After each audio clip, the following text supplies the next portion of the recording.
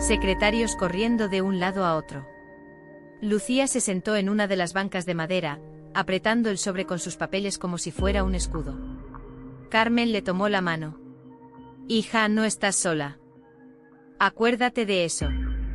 Lucía asintió intentando sonreír, aunque la ansiedad la consumía. Finalmente una funcionaria salió al pasillo y llamó su nombre. Lucía Fernández Morales, sala 3.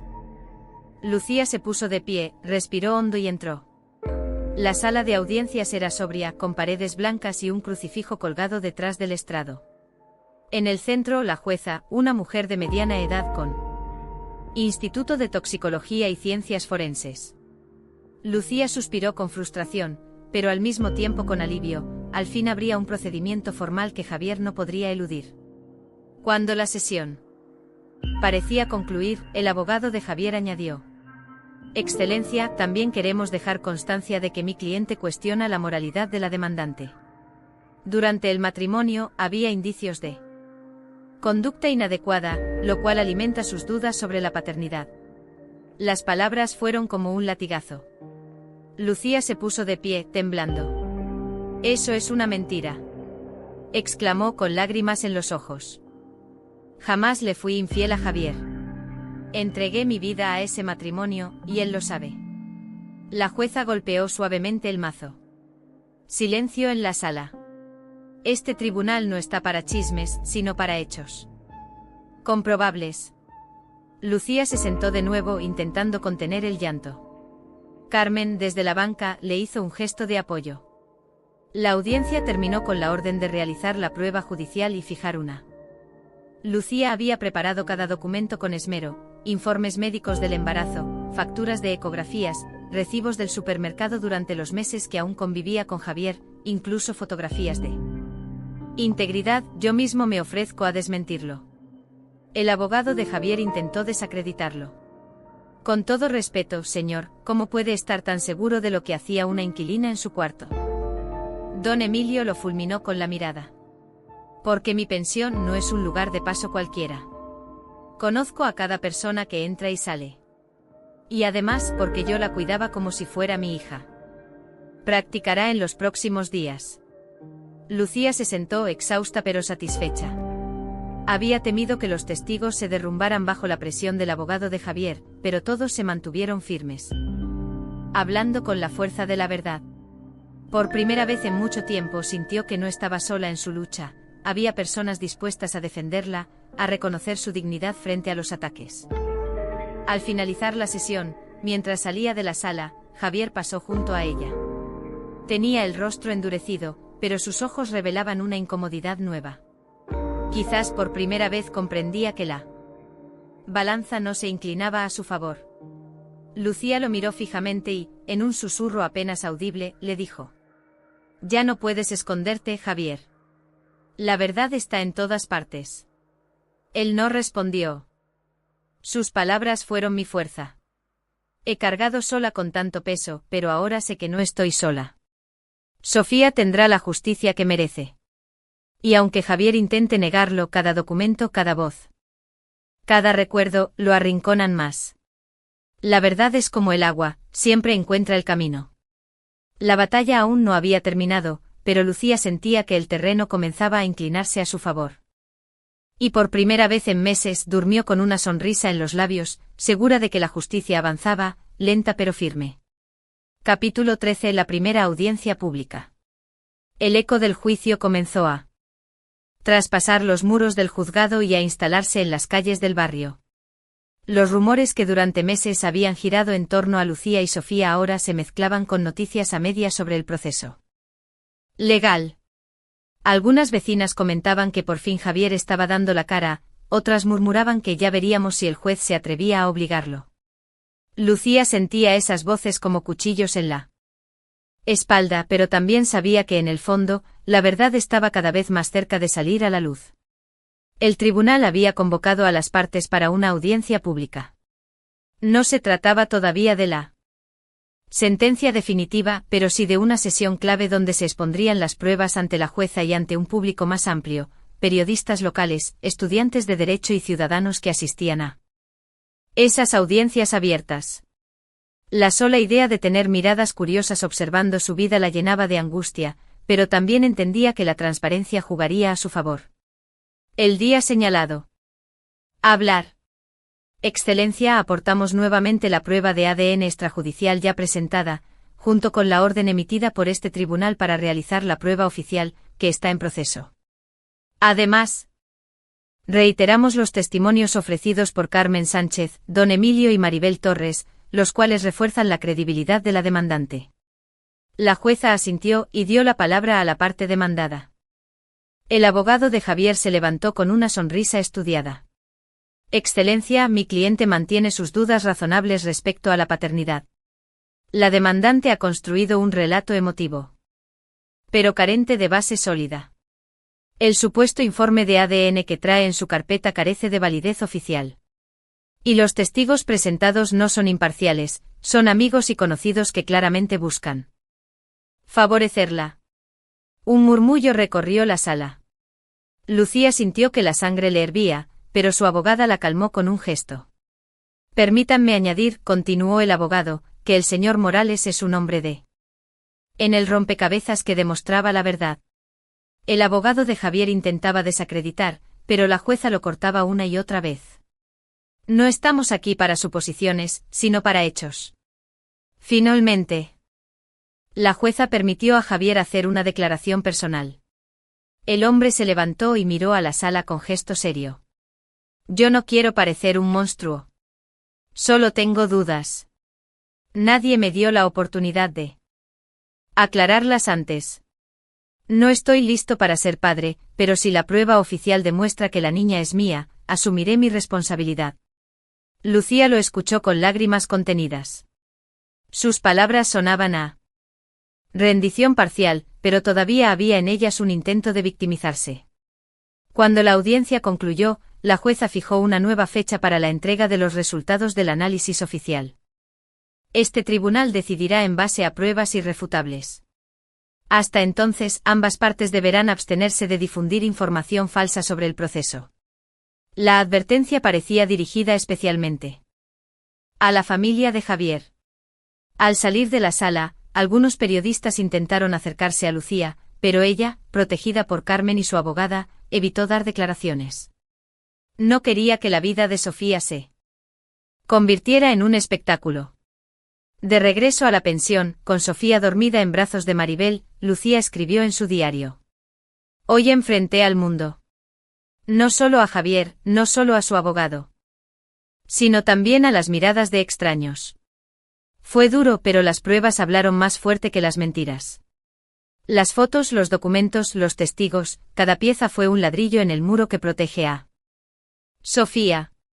Ahora solo falta que la ciencia confirme lo que yo ya sé, que ella es hija de Javier. Y cuando llegue ese día, no habrá rumor que pueda derribarnos. Esa noche, mientras acunaba a Sofía, Lucía sintió que la niña se aferraba a su dedo con fuerza. Y comprendió que esa pequeña mano era su ancla, su razón, su victoria silenciosa. Capítulo 14. La ciencia habla. El día señalado para la. Hoy el mundo sabrá quién eres de verdad. Con esa promesa en el corazón, tomó el metro hacia el centro judicial. La llegada al tribunal. El edificio del tribunal estaba más concurrido de lo habitual. Había periodistas en la entrada, cámaras de televisión locales y curiosos que murmuraban al paso de Lucía. Ella caminó con la cabeza erguida, aunque por dentro cada flash de las cámaras la hacía temblar. Su abogada, Teresa Delgado, la esperaba en la puerta y la acompañó con firmeza. Tranquila, Lucía. Hoy es el día. No pueden negar lo que dirá ese informe. Cuando entraron en la sala, Javier ya estaba allí. Vestía un traje oscuro e impecable, pero sus ojos evitaban encontrarse con los de Lucía. El aire entre ellos era espeso, cargado de todo lo que no habían dicho en los últimos meses. La jueza apareció puntual, con un sobresellado en las manos. El murmullo del público se apagó de inmediato. Procedemos a la lectura de los resultados de la prueba de ADN practicada en el biológico. Un murmullo recorrió la sala. Lucía sintió que las lágrimas brotaban de inmediato. La emoción la desbordaba, alivio, justicia, reivindicación. Miró hacia Javier, esperando alguna reacción. Reconocida y a recibir lo que le corresponde. Javier, que hasta entonces había guardado silencio, murmuró con voz apenas audible. No estaba preparado.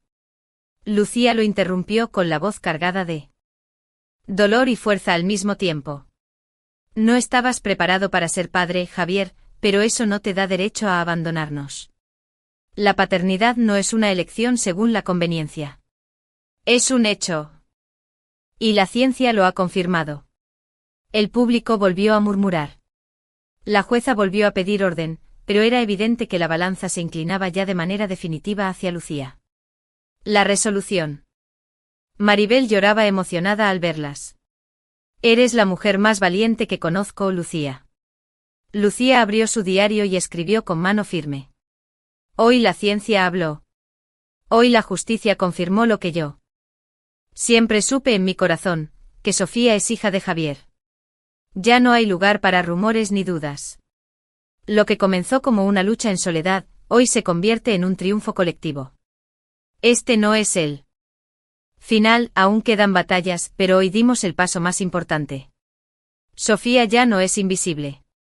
Sofía ya tiene nombre, padre y verdad. Cerró el cuaderno con lágrimas en los ojos y una sonrisa en los. Ya no había lugar donde esconderse. Y sin embargo, fiel a su carácter, no estaba dispuesto a aceptar la derrota con dignidad. En los días posteriores a la audiencia, Javier buscó la manera de recomponer su imagen. No soportaba la idea de que la gente del barrio lo señalara como un padre irresponsable y cobarde. Para él, la opinión pública pesaba tanto como la decisión de la jueza. Contrató a un nuevo abogado, más agresivo, y comenzó a planear una estrategia de defensa que, en teoría, buscaba minimizar las consecuencias. El regreso al tribunal. La nueva audiencia se celebró 2 semanas después en la misma sala donde Lucía ya había derramado tantas lágrimas. Esta vez el ambiente estaba cargado de expectación. La noticia del resultado de ADN había corrido como pólvora. Y había más curiosos que nunca. Periodistas locales aguardaban en la puerta, deseosos de escuchar cómo Javier intentaría justificar lo injustificable. Lucía llegó con la serenidad de quien tiene la verdad en la mano. Vestía de manera sencilla, pero su porte transmitía dignidad. A su lado, Teresa Delgado, su abogada, le recordaba cada detalle del procedimiento. Carmen y Maribel la acompañaban. Desde las bancas con Sofía en brazos, como símbolo silencioso de todo lo que estaba en juego. Javier entró unos minutos después. Llevaba un traje negro, impecable, pero su rostro reflejaba el cansancio de noche sin dormir. Se sentó al lado de su nuevo abogado, un hombre de verbo rápido y mirada astuta, que de inmediato pidió la palabra. La estrategia desesperada. Excelencia, empezó él. Abogado, reconocemos los resultados de la prueba genética. No se puede discutir la ciencia. Sin embargo, pedimos al tribunal que considere la situación desde una perspectiva más amplia. Mi cliente no fue parte del proceso de embarazo, no estuvo presente en el parto, y por tanto carece de vínculo emocional con la menor. Forzar ahora una paternidad activa puede generar un daño psicológico tanto al señor Morales como a la niña. Lucía no pudo contener un gesto de indignación. ¿Daño psicológico? ¿Qué mayor daño podía haber que crecer sin ser reconocida por su propio padre? La jueza, con paciencia, escuchó al abogado, quien continuó. Además, la situación económica de mi cliente es delicada. Si bien trabaja en el sector inmobiliario, ha sufrido pérdidas significativas. Tras la pandemia, pedimos que la pensión alimenticia se ajuste a una cantidad mínima, proporcional a sus ingresos reales, para evitar su ruina financiera. El murmullo del público fue inmediato. La jueza pidió silencio mientras Teresa, la abogada de Lucía, pedía turno para responder. La voz de Lucía. Excelencia, dijo Teresa con firmeza, la defensa del señor Morales pretende reducirla. Habló. No estaba preparado. Nadie me enseñó a ser padre. Lucía, con lágrimas en los ojos, respondió con calma. Nadie está preparado, Javier. Yo tampoco lo estaba. Pero la diferencia es que yo no. Tuve opción. Tú sí, y elegiste huir. Esa frase lo golpeó más fuerte que cualquier documento. Javier cerró los ojos, incapaz de replicar. El silencio en la sala era total. La decisión provisional. La jueza dictó una resolución provisional que dejó claro el rumbo del proceso. Se establece una pensión mensual acorde a los ingresos comprobados del señor Morales, que no podrá ser inferior al mínimo vital. Además, se ordena que la menor sea inscrita de inmediato con los apellidos de ambos progenitores. Lucía sintió un alivio inmenso recorrer su cuerpo. Aún faltaba la sentencia definitiva. Pero los cimientos ya estaban puestos. Javier no tenía salida. La salida del tribunal. Al concluir la audiencia, Javier salió apresurado, esquivando a los periodistas. Lucía, en cambio, decidió enfrentar las cámaras. Con Sofía en brazos, habló con voz clara. Hoy no celebramos una victoria personal. Celebramos que una niña ha dejado de ser invisible. La justicia no es venganza. Es reconocimiento. Y Sofía merece todo el reconocimiento del mundo. Las imágenes recorrieron los noticieros locales esa misma noche. Muchos en el barrio, incluso quienes antes habían dudado, comenzaron a mirarla con otros ojos, ya no como la joven abandonada, sino como la madre valiente que había enfrentado todo para defender a su hija. El diario de Lucía. Esa noche, al regresar a la pensión, Lucía abrió su cuaderno y escribió: Hoy vi a Javier derrumbarse. Intentó justificarse con excusas, pero la verdad lo superó. La jueza habló con claridad: Sofía tiene derechos. Besó la frente de Sofía y, por primera vez en mucho tiempo, durmió con la sensación de haber ganado una batalla decisiva. Capítulo 16. La sentencia firme. El día de la sentencia definitiva amaneció con un silencio extraño. En la pensión, Lucía se despertó antes de que sonara el despertador. Se levantó con cuidado para no despertar a Sofía, que dormía tranquila en su cuna improvisada. Miró a su hija y acarició su mejilla con ternura. Hoy, mi amor, la justicia hablará por nosotras, susurró. El aire olía a cambio, a cierre de ciclo. Habían pasado meses desde que comenzó la pesadilla, el abandono, los rumores, las lágrimas en soledad, la humillación en el barrio, las noches de frío en aquella habitación húmeda. Todo ese dolor se condensaba en un solo instante. El momento en que una jueza pondría fin a la disputa y devolvería a Sofía el lugar que le correspondía. Camino al tribunal. Carmen la acompañó como siempre. Le había prometido estar a su lado hasta. Vestía traje oscuro como en las audiencias anteriores, pero su rostro mostraba un cansancio visible. Las ojeras profundas, la mirada esquiva, la postura encorvada, era la imagen de un hombre acorralado. A su lado, su abogado murmuraba instrucciones, aunque parecía resignado a lo inevitable. La apertura de la sesión. La jueza tomó asiento y golpeó suavemente el mazo. Se abre la sesión. Para dictar sentencia en el caso de filiación y responsabilidad paterna entre la menor Sofía Fernández y el señor Javier Morales. Lucía sintió como el corazón le martilleaba en el pecho. Apretó las manos sobre su regazo y cerró los ojos unos segundos, recordando todo lo que había vivido hasta llegar allí. La jueza comenzó a leer con voz clara y solemne. Tras la valoración de todas las pruebas aportadas, incluidas las documentales, testificales y científicas, este tribunal concluye que existe certeza absoluta sobre la paternidad del señor Javier Morales respecto a la menor Sofía Fernández. Un murmullo recorrió la sala. Javier bajó la cabeza, como si quisiera desaparecer. Las medidas impuestas. La jueza prosiguió. En consecuencia, se dicta sentencia firme en los. Incrédula. Una disculpa pública. Aquello no lo había esperado. Sintió que la sala giraba por un instante, después de todo el dolor, ahora la justicia no solo le daba la razón, sino que obligaba a Javier a reparar, aunque fuera parcialmente, la humillación sufrida. El momento de la disculpa. La jueza miró directamente a Javier. Señor Morales, ¿ha comprendido lo dictado en la sentencia? Él asintió con un gesto seco, sin levantar la vista. Proceda, entonces, ordenó la jueza. Este tribunal le da la palabra para que cumpla con la disculpa pública en esta sala, delante de la demandante y de los presentes. El silencio se hizo absoluto. Javier tragó saliva, se levantó lentamente y miró hacia Lucía. Durante unos segundos, sus labios no se movieron. Después, con voz apagada, empezó a hablar. Lucía, hizo una pausa, incómodo. Quiero pedirte perdón por todo lo que hice. Dudé de ti, te abandoné cuando más me necesitabas y negué a nuestra hija. Fui cobarde. Influenciado por mi miedo y mi orgullo. Lucía lo observaba, con lágrimas en los ojos.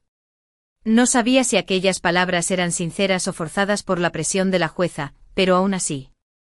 Escuchar la verdad en su boca tenía un peso sanador. Pido disculpas también a Sofía, continuó Javier con la voz quebrada.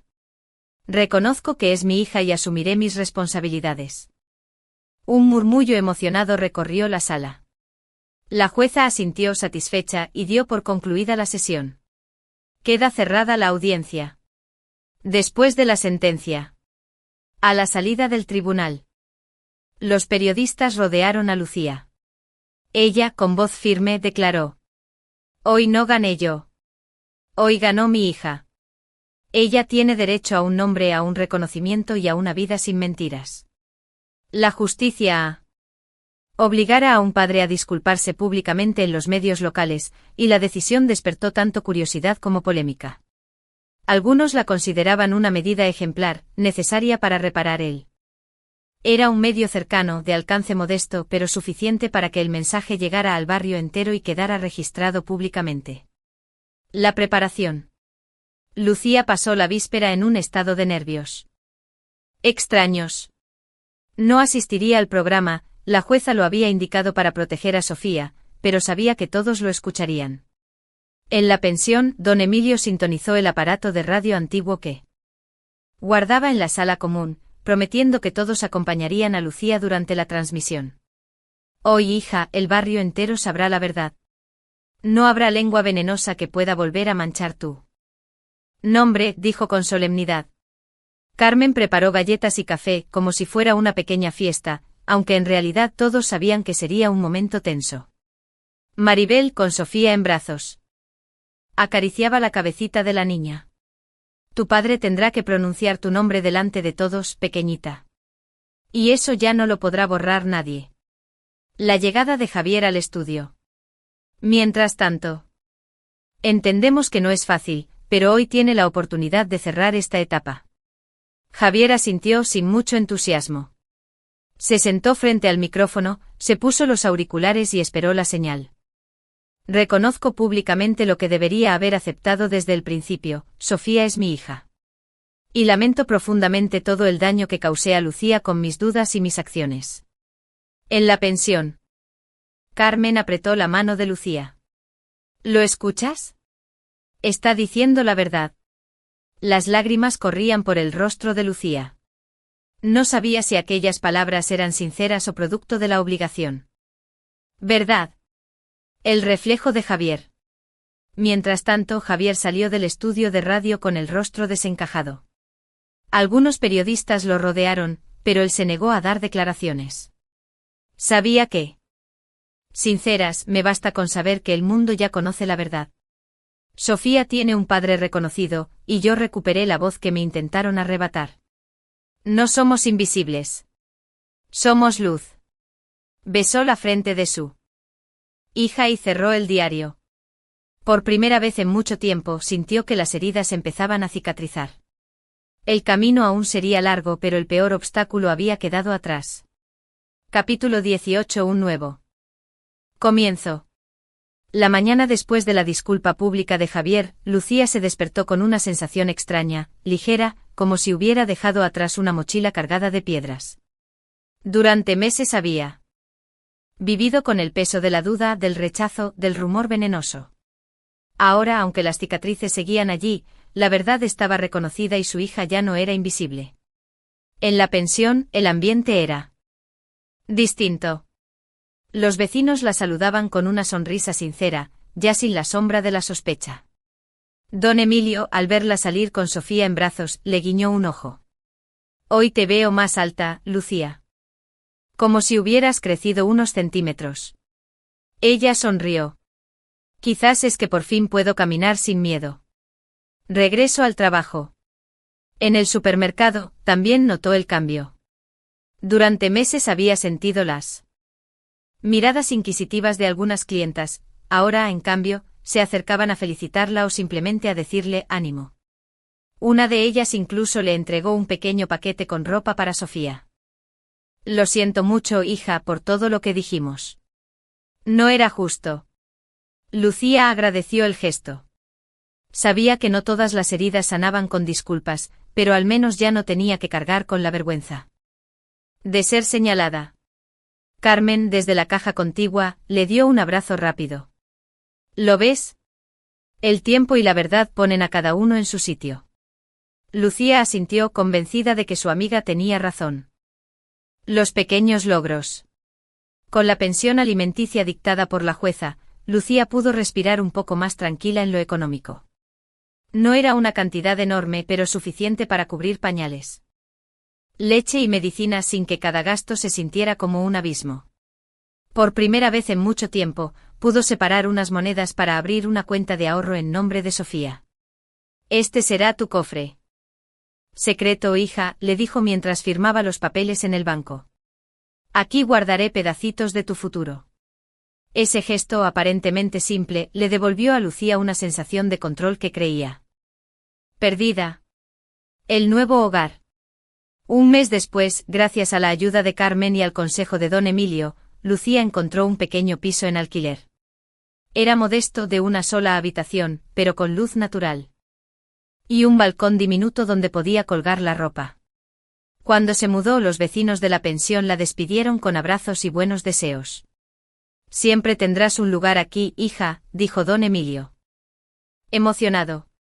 Instalarse en aquel espacio significaba mucho más que cambiar de techo, era el símbolo de un nuevo comienzo.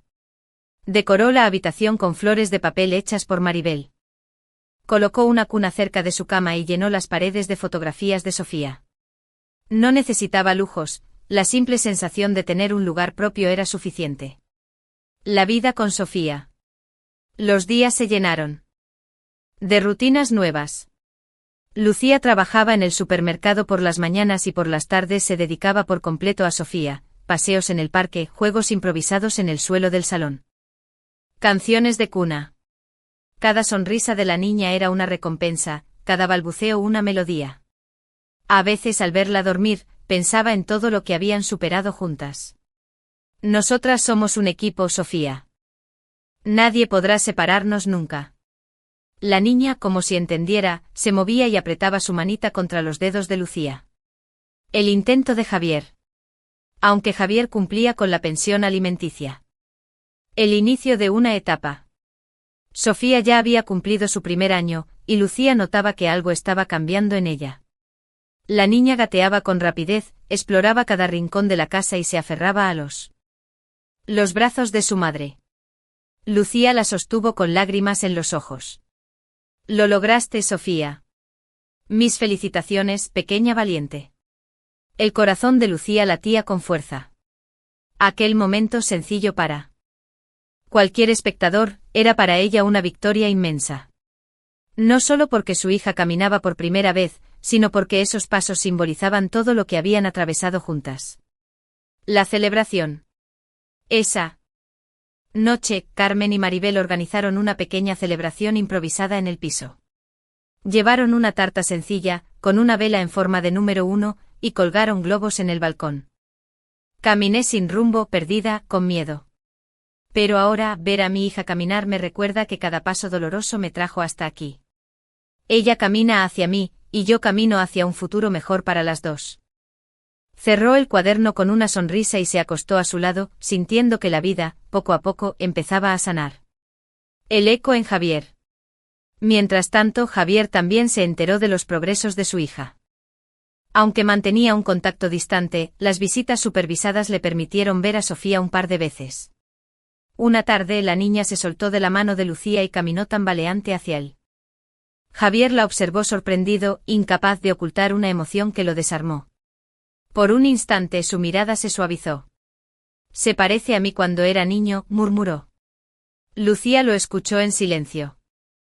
No dijo nada, pero en su interior comprendió que aunque Javier nunca sería el padre que ella deseaba para Sofía, la niña tenía la capacidad de despertar algo en él.